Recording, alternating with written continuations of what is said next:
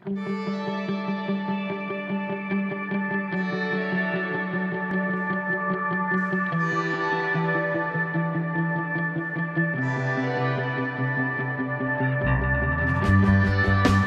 terima janjimu, sebab aku milikmu, dan ku kan berserah pada kasihmu. Dalammu ku temukan kasih sejati yang tak ku dapatkan dari dunia ini. Kaulah harapanku, kaulah kemenanganku, hidupku dalam tanganmu, hidupku ada padamu. Oh. Haleluya. Shalom Bapak Ibu, saudara kasih dalam Tuhan Yesus, di mana pada hari ini kita berjumpa kembali, ya, di mana kurang lebih hampir 3 minggu kita saya ada siaran dikit sampaikan firman Tuhan singkat. Pada malam hari ini kita berjumpa kembali. Biarlah renungan singkat pada malam hari ini memberkati Bapak Ibu semua. Haleluya. Saya percaya Bapak Ibu semua keadaan kita hari-hari semakin baik karena Tuhan Yesus tetap mengasihi kita dan sayang kepada kita. Haleluya. Baik Bapak Ibu semua, malam hari ini saya akan bawa renungan firman Tuhan. Saya ambil dari kitab 1 Raja-Raja 17 ayat yang ke-7 sampai dengan ayat yang ke-16, ya.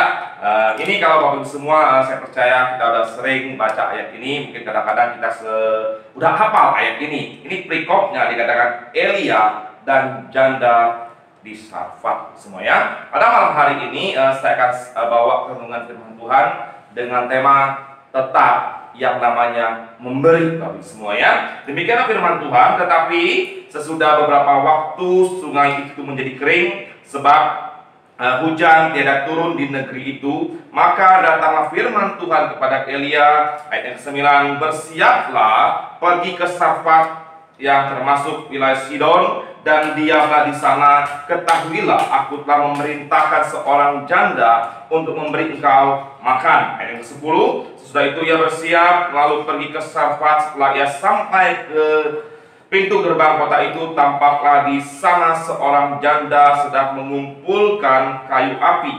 Ia berseru kepada perempuan itu, katanya, cobalah ambil bagiku sedikit air dalam kendi supaya aku minum. Ayat yang 11, ketika perempuan itu pergi mengambilnya, ia berseru lagi, cobalah ambil juga bagiku sepotong roti. Ayat yang ke-12, perempuan itu menjawab, demi Tuhan Allahmu yang hidup, sesungguhnya tidak ada roti padaku sedikit pun, kecuali segenggam tepung dalam tempayan dan sedikit minyak dalam buli-buli. Dan sekarang aku sedang mengumpulkan 2-3 potong kayu api, kemudian aku mau pulang dan mengolahnya bagiku dan bagi anakku, dan setelah kami memakannya maka kami akan mati. Tetapi Elia berkata kepadanya, janganlah takut, pulanglah, buatlah seperti yang kau katakan, tetapi buatlah lebih dahulu bagiku sepotong roti bundar kecil daripadanya, dan bawalah kepadaku, kemudian barulah kau buat bagimu dan bagi anakmu. Ayat 14,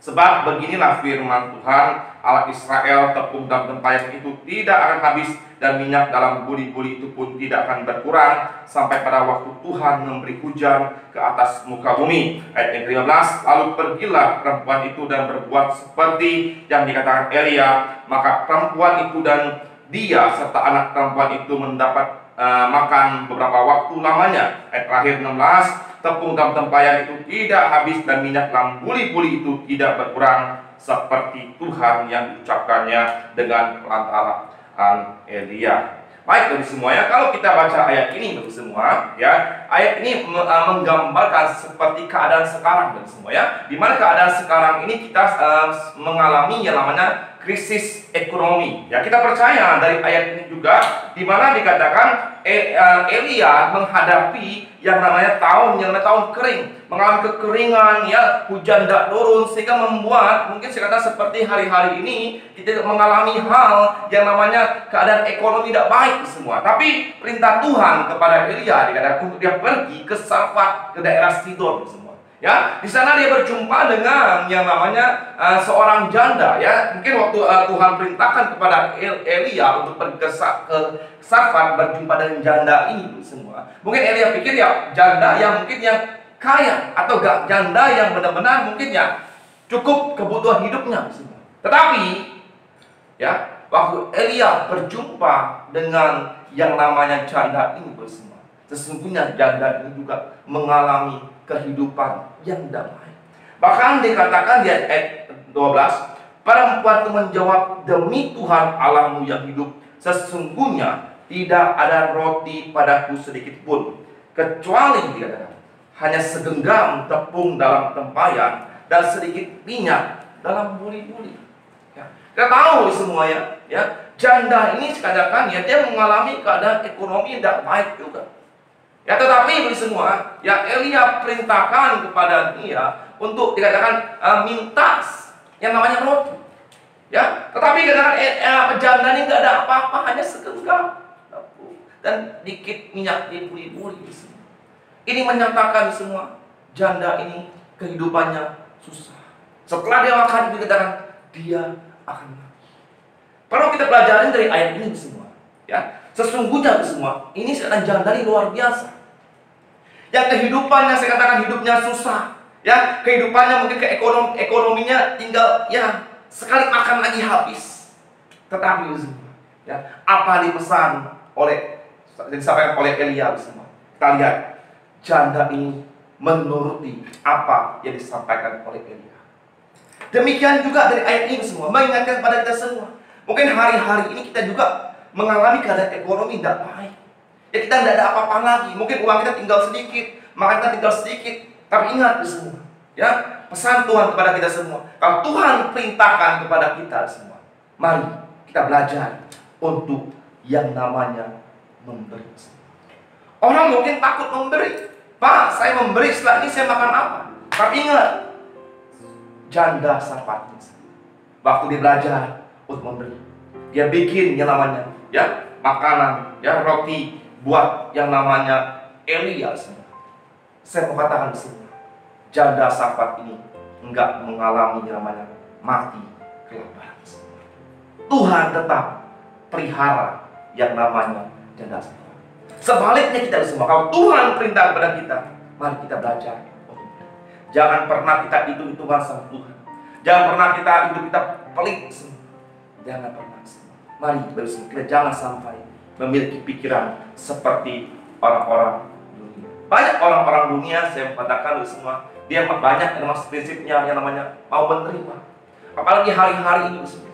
Orang ada egois, ya, udah dapat mungkin hidupnya cukup, bahkan ada kelebihan, ya, tiba-tiba orang memberkati, ya, bahkan dia merasa mungkin dikatakan ya seperti orang kekurangan hidupnya semua. Kita jangan begitu semua. Mari kita memiliki mental yang namanya jangan pernah kita memiliki mental yang namanya menerima. Kita belajar yang namanya untuk memberi.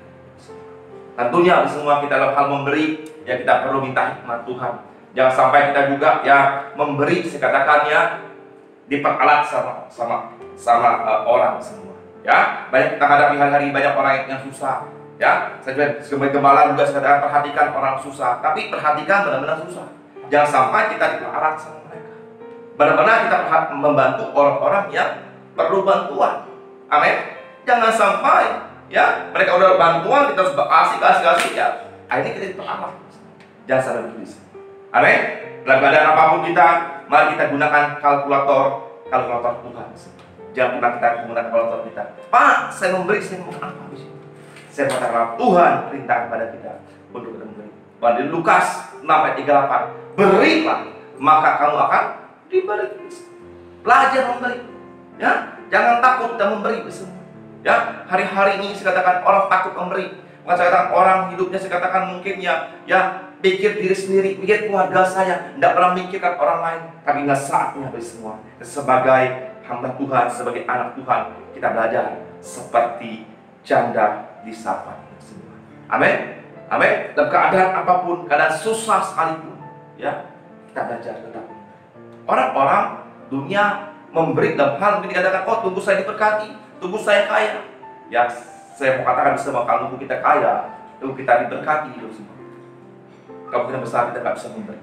Tapi dalam keadaan apapun, keadaan kita sesusah apapun, belajarlah kita untuk memberi. Saya percaya di semua, saat kita memberi semua. Ya, ayat yang ke-15b katakan, maka perempuan itu dan dia serta anak perempuan itu mendapat makan beberapa waktu lamanya. Ayat ke-16, tepung dalam tempayan itu tidak habis dan minyak dalam buli-buli itu tidak berkurang, seperti firman Tuhan diucapkannya dengan perantaraan Elia. Waktu janda Safat memberi, saya mengatakan hidupnya dan anaknya tidak pernah kekurangan semua. Yang mengerti dengan amin. Amin. Saya mengajak jemaat Tuhan di GBI Holy, ya, yang saya kasihi, mari dalam keadaan apapun juga, mari kita belajarlah untuk memberi. Saya percaya apa yang kita tabur, apa yang kita beri semua pasti akan kita tuai. Demikianlah firman Tuhan. Biar firman Tuhan memberkati kita semua, ya. Biar firman Tuhan ini mungkin tidak bisa direnungkan, ya. Kita baca kembali di di 1 Raja-Raja 17 ayat yang ke-7 sampai dengan 16 ini. Biar firman Tuhan ini memberkati kita semua. Demikianlah firman Tuhan pada malam hari ini. Walaupun singkat renungan ini, biar renungan singkat ini atau firman Tuhan pada malam hari ini memberkati kita semua.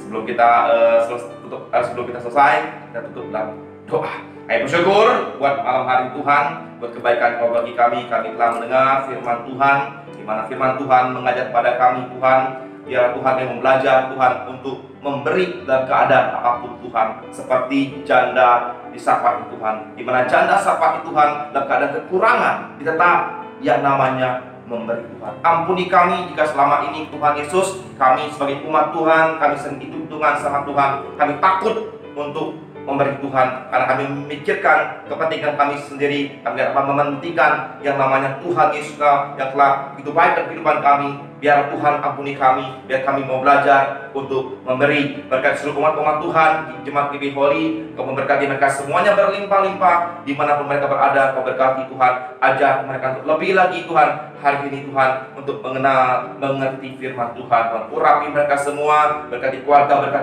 besar mereka masing-masing. Kau jaga, lindungi mereka Tuhan dalam kondisi hari-hari Tuhan, keadaan dunia tidak semakin baik, keadaan ekonomi tidak semakin baik. Saya berdoa tetap ada pemeliharaan Tuhan menyertai Tuhan, umat-umat Tuhan. Terima kasih buat semuanya Tuhan Yesus, membesar semua tentang Engkau. Di dalam Yesus berdoa, haleluya. Mari sama-sama kita katakan amin, haleluya. Yesus berkati semua, amin.